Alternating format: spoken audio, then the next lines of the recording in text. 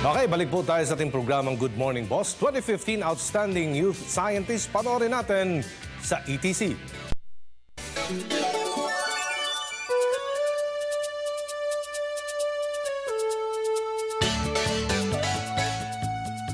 The award I received is the Outstanding Young Scientist.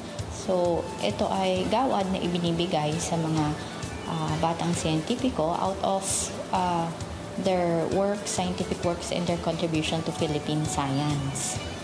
But my award was in particular related to the field of entomology. With entomology, it's my specific field is taxonomy. So ito yung pagka-classify, pag-aayos-ayos ng mga species na meron tayo.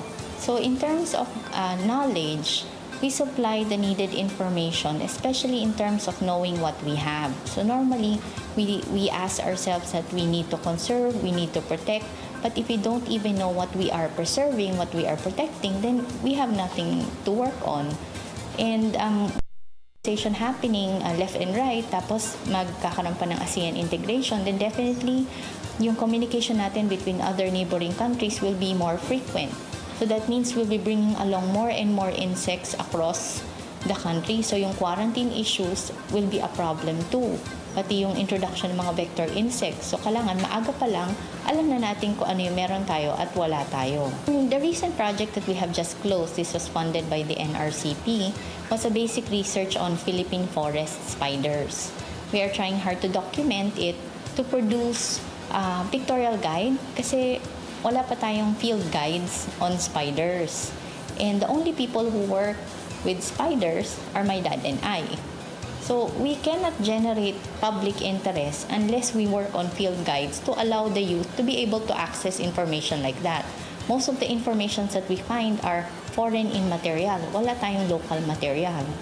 With me personally, I developed a family tradition of studying spiders. Lumipat naman ako sa Lepidoptera, sa mga moths. So yun naman yung isa kong inaaral, but it takes a lot of work kasi I had to start from scratch.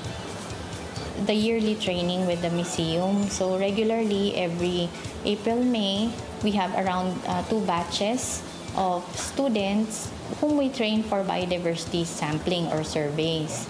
Tinuturoan natin to kasi from other interest groups who work on biodiversity, if you don't know how to sample and preserve, then yung studies nyo nasasayang lang kasi napapatapon lang yung specimen dahil they were ill-collected. So tinuturoan natin sila.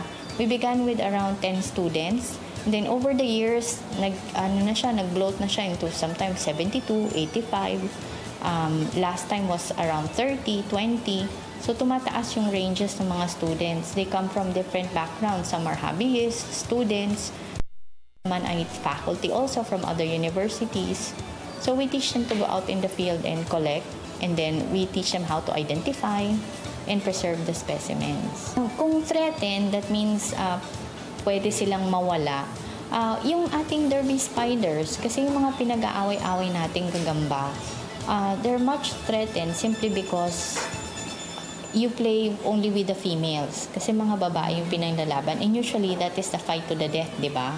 Wala naman silang binubuhay. Yung natitirang may katis or may sugat, ang gagawin pa nila, ipapakain na lang sa ibang gagamba. We do not release it. And if you take out females from a population, that means babagsak yung reproductives ng population. So that is a threat.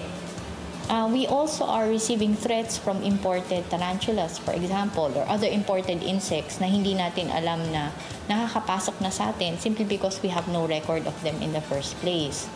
So nagkakaroon ng mga emerging pests, not only from spiders, that predators, but also from other insects that could become potential vectors of diseases at saka potential parasites ng mga livestock natin.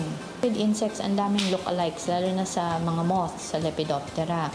Kaya nga, we never identify based on pictures alone unless they're really common. Kasi what we have to do is once collected, we take out part of that insect, dissect it, look at the genitalia.